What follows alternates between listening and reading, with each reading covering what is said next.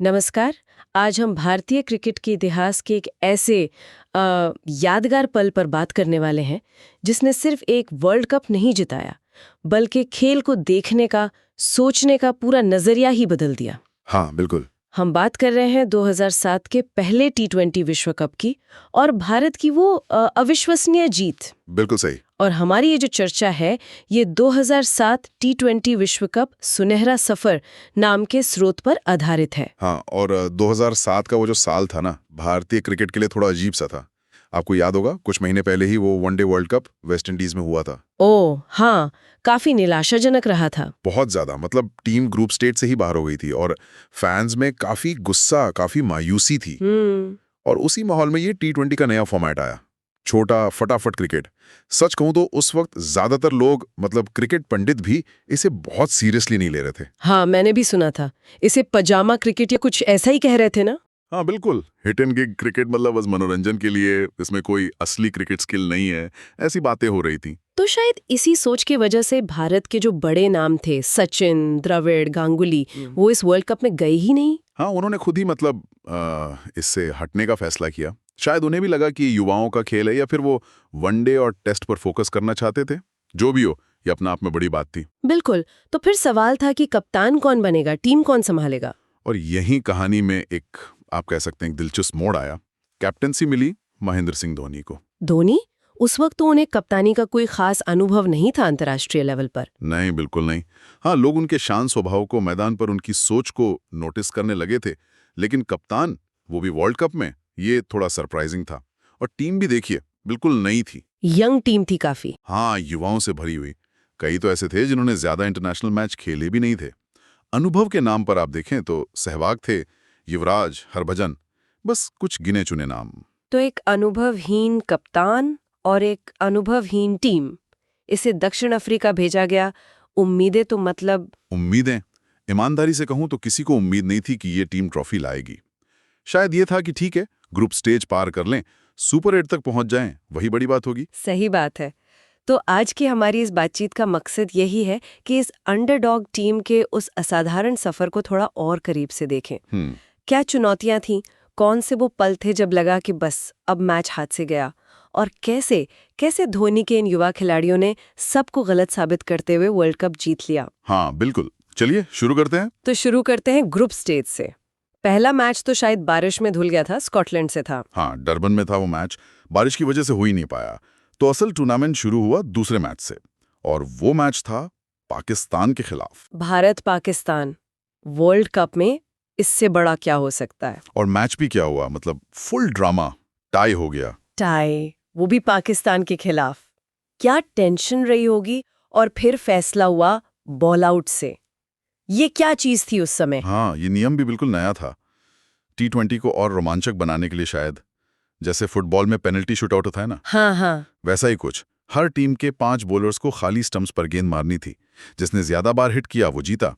ये सिर्फ बॉलिंग का टेस्ट नहीं था, ये नर्व्स का, प्रेशर झेलने का टेस्ट था। गजब।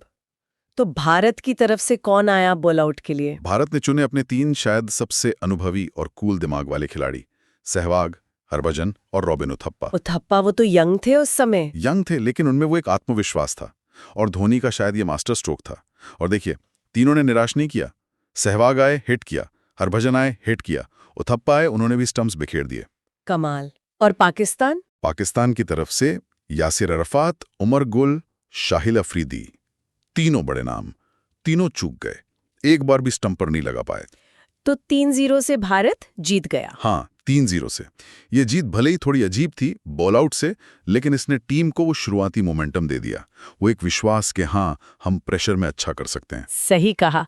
उस जीत ने जरूर माहौल बदला होगा। और फिर आया सुपर 8 का वो मैच, जो शायद टी20 इतिहास का एक आइकॉनिक मोमेंट बन गया। इंग्लैंड के खिलाफ युवराज सिंह। ओहो, युवराज सिंह, डरबन का वो मैच। एंड्रू फ्लिंटॉफ के साथ उनकी कुछ कहा सुनी हुई थी ओवर के बीच में। हाँ, कुछ गर्मा गर्मी हो गई थी। हाँ, फ्लिंटॉफ ने शायद युवराज को कुछ कहा, उकसाने की कोशिश की, लेकिन उसका असर बिल्कुल उल्टा हुआ। युवराज जैसे चार्ज अप हो गए और अपना सारा गुस्सा उन्होंने निकाला अगले ओवर में। बॉलर थे स्टुअर्ट ब्रॉड। और फिर जो हुआ वो तो इतिहास है। का तीसरी, कवर के ऊपर से छक्का, चौथी, पॉइंट के ऊपर से कट किया, छक्का। पांचवी फिर मिड विकेट पर, छक्का। और छठी गेंद फिर लॉन्ग ऑन पर, छक्का। 6 गेंद 6 छक्के। अविश्वसनीय। मैंने वो लाइव देखा था, रोंगटे खड़े हो गए थे। बिल्कुल। T20 इंटरनेशनल में ऐसा पहली बार हुआ था। युवराज ने सिर्फ 12 गेंदों में 50 बना ली। आज भी रिकॉर्ड है वो। सबसे तेज 50। हाँ, ये सिर्फ रन नहीं थे, ये एक स्टेटमेंट था। उस यंग टीम की हिम्मत, उनकी काबिलियत का एक जोरदार प्रदर्शन। उसने ना सिर्फ इंग्लैंड को मैच से बाहर किया, बल्कि पूरी दुनिया को बता दिया कि ये टीम हल्के में लेने वाली नहीं है। और युवराज की उस पारी ने शायद बाकियों पर से भी प्रेशर हटाया होगा उस मैच में। हाँ बिल्कुल। भारत ने उस मैच में 218 रन बनाए थे, जो उस जमाने में T20 में बहुत बड़ा स्कोर था। सहवाग और गंभीर ने भी अच्छी शुरुआत दी थी। तो ये पूरी टीम का एफर्ट था, लेकिन युवराज के वो 6 छक्के, वो तो जैसे सोने पे सुहागा थे। बिल्कुल। तो सुपर 8 पार करके टीम पहुंची सेमीफाइनल में। और सामने थी ऑस्ट्रेलिया। हाँ जी, ऑस्ट्रेलिया, रिकी पॉन्टिंग की टीम, उस समय की वर्ल्ड चैंपियन। मतलब क्रिकेट की दुनिया पर राज कर रही थी वो टीम। हेडन, गिलक्रिस्ट, साइमंस, हसी, ब्रेटली, एक से बढ़कर एक दिग्गज। वनडे के वर्ल्ड चैंपियन। और T20 में भी उन्हें हराना मतलब बहुत बड़ी चुनौती थी। सबसे बड़ी चुनौती। कागज पर देखें तो भारत की ये यंग टीम कहीं नहीं टिकती थी उनके सामने। ये थी असली अग्नि परीक्षा। क्या ये लड़के इतने बड़े मैच में इतने बड़े नामों के सामने टिक पाएंगे? लेकिन इस टीम ने तो जैसे कुछ और ही सोच रखा था। एक बार फिर हीरो बनकर कौन उभरे? युवराज सिंह। फिर से युवराज। हाँ। इस बार उन्होंने सिर्फ 30 गेंदों में 70 रन ठोक दिए। हाँ। तूफानी पारी। 30 गेंदों में 70, ऑस्ट्रेलिया के खिलाफ सेमीफाइनल में। हाँ, 5 चौके 5 छक्के। मतलब ऑस्ट्रेलियाई बॉलर्स को समझ ही नहीं आ रहा था कि गेंद कहाँ डालें। वो जिस गेंद को छू रहे थे वो बाउंड्री के पार जा रही थी। उस पारी ने मोमेंटम सेट कर दिया। बिल्कुल। वो सिर्फ तेज पारी नहीं थी, उसमें कैलकुलेशन भी था। उन्होंने पेसर्स, स्पिनर्स सबको बराबर धोया। भारत पहुंच गया 188 तक। अच्छा स्कोर था, लेकिन ऑस्ट्रेलिया के लिए। हाँ, ऑस्ट्रेलिया के लिए कोई भी स्कोर चेस करना मुमकिन लगता था। सही बात है, लेकिन फिर गेंदबाजों ने कमाल दिखाया।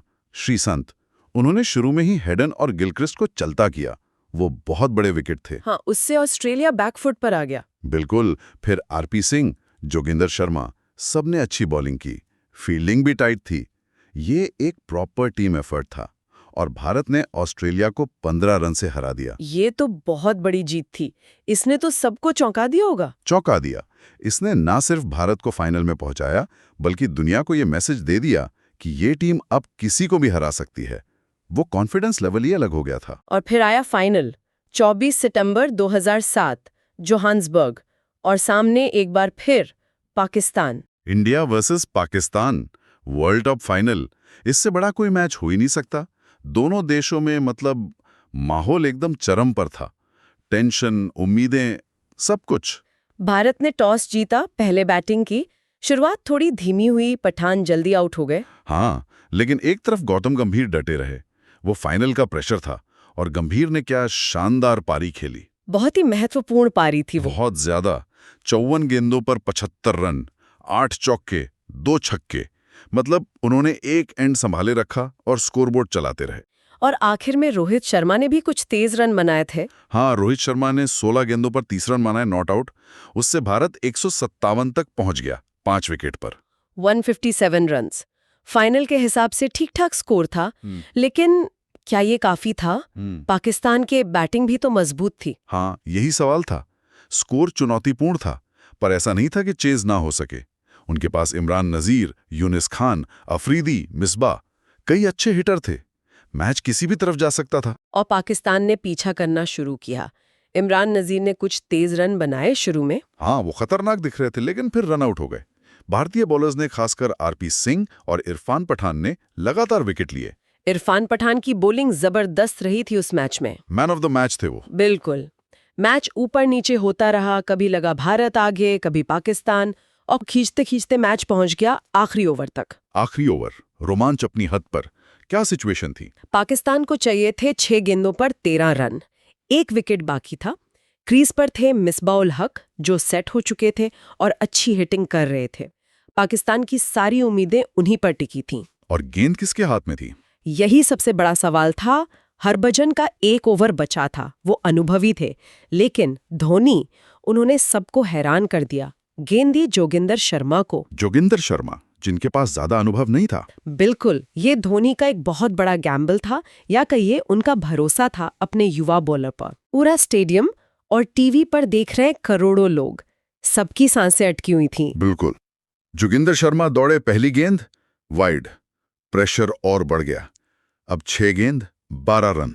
उफ। अगली गेंद जोगिंदर ने ऑफ स्टंप के बाहर डाली, मिसबा ने इंतजार किया और सीधा छक्का मार दिया कवर के ऊपर से। छक्का, अब तो मैच गया, हाथ से लगा होगा। 4 गेंदे 6 रन। हाँ, बिल्कुल ऐसे ही लगा कि बस अब पाकिस्तान जीत गया। धोनी भागकर जोगिंदर के पास गए, उनसे कुछ बात की, शायद यही कहा होगा कि शांत रहो, प्लान पे टिके रहो। अगली गेंद जोगिंदर ने फिर ऑफ स्टंप के बाहर डाली, लेकिन इस बार थोड़ी धीमी। मिसबा ने वो अपना फेवरेट शॉट खेलने की कोशिश की, स्कूप शॉट, विकेट कीपर के सर के ऊपर से फाइन लेग की तरफ। हाँ, वो अक्सर खेलते थे वैसा शॉट। हाँ, गेंद बल्ले का किनारा लेकर हवा में उछली, शॉट फाइन लेग की तरफ। फील्डर नीचे था, एस श्रीसंत। गेंद हवा में थी, जैसे वक्त थम गया हो। सब देख रहे थे और श्रीसंत ने कैच पकड़ लिया, कोई गलती नहीं की। Catch. Bharat world champion. Bharat world champion. मैदान पे खिलाड़ी दौड़ पड़े, एक दूसरे पर कूद पड़े, डगआउट में जश्न, स्टेडियम में भारतीय फैंस का शोर। वो एक पल, श्रीसंत का वो कैच, हमेशा के लिए इतिहास में दर्ज हो गया। भारत 5 रन से जीत गया। क्या मोमेंट था वो, वाकई। उस जीत के मायने बहुत गहरे थे, सिर्फ एक ट्रॉफी से कहीं ज्यादा। बहुत ज्यादा। उस एक जीत ने भारतीय क्रिकेट की दिशा ही बदल दी। इसका असर बहुत दूर तक गया। सबसे पहले तो शायद धोनी के लिए, वो रातों रात हीरो बन गए। बिल्कुल, कैप्टन कूल, प्रेशर में शांत रहना, वो बोल्ड फैसले लेना, जैसे जोगिंदर को आखिरी ओवर देना, युवाओं पर भरोसा करना, वो एक लीडर के तौर पर स्थापित हो गए। भारतीय क्रिकेट को अपना अगला कप्तान मिल गया था। और टीम पर क्या असर हुआ, युवाओं पर? देखिए, इस जीत ने साबित कर दिया कि अनुभवी सब कुछ नहीं है। जोश, निडरता, टैलेंट, ये भी मैच जिता सकते हैं। सेलेक्टर्स को, बोर्ड को ये विश्वास मिला कि युवाओं में इन्वेस्ट करना चाहिए, उन्हें मौके देने चाहिए। रोहित शर्मा, उथप्पा, आरपी सिंह, इन सब के करियर को एक बड़ा बूस्ट मिला। और एक सबसे बड़ा इम्पैक्ट जिसके बारे में बहुत बात होती है, आईपीएल। हाँ, इंडियन प्रीमियर लीग, शायद ये सबसे बड़ा और सबसे क्रांतिकारी असर था। इस जीत ने आईपीएल के लिए माहौल बना दिया। बिल्कुल।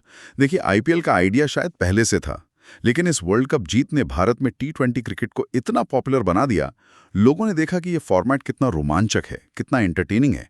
वो जीत, वो जश्न, वो क्रेज, उसने बीसीसीआई को और जो फ्रेंचाइजी खरीदना चाहते थे उनको ये कॉन्फिडेंस दिया कि हाँ, भारत में एक सिटी बेस्ड T20 लीग बहुत बड़ी हिट हो सकती है। तो इसने सीधे सीधे आईपीएल के लॉन्च में मदद की, जो अगले ही साल हुआ। हाँ, 2008 में ये जीत एक तरह से कैटलिस्ट बनी।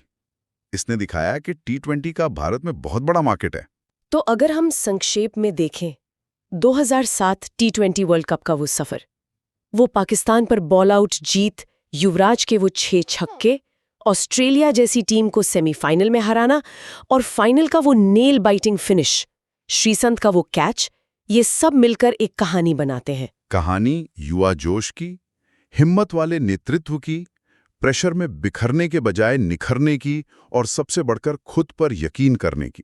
सही कहा, ये सिर्फ एक टूर्नामेंट की जीत नहीं थी, ये भारतीय क्रिकेट के एक नए दौर की शुरुआत थी। इसने टीम का कॉन्फिडेंस तो बढ़ाया ही, देश में क्रिकेट के लिए जो दीवानगी है उसे एक अलग ही लेवल पर पहुंचा दिया। निश्चित रूप से। और जैसा कि हम अपनी बात खत्म कर रहे हैं, सुनने वालों के लिए एक सवाल छोड़ जाते हैं। जरा सोचिए, अगर 2007 फाइनल की वो जोगिंदर शर्मा की गेंद बाउंड्री पार चली जाती, या श्रीसंत से वो कैच टपक जाता, ओह होता आईपीएल का क्या होता? शायद वर्ल्ड क्रिकेट का नक्शा भी कुछ अलग होता। एक कैच, एक पल ने कितना कुछ बदल दिया, है ना?